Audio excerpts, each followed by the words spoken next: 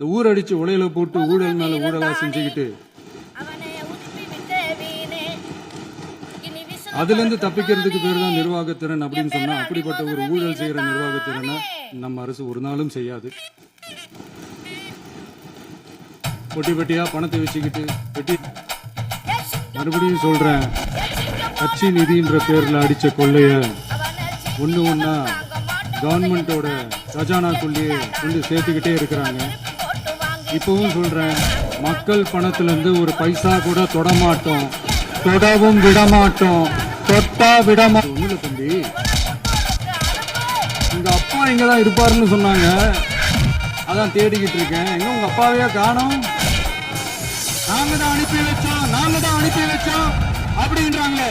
அனுப்பி வச்சவங்களுக்கு மினிஸ்ட்ரியில இடம் கொடுத்தா ஏன் கதறீங்க? சுழற்சியா எடுத்த முடிவுன்னு சொல்றாங்க.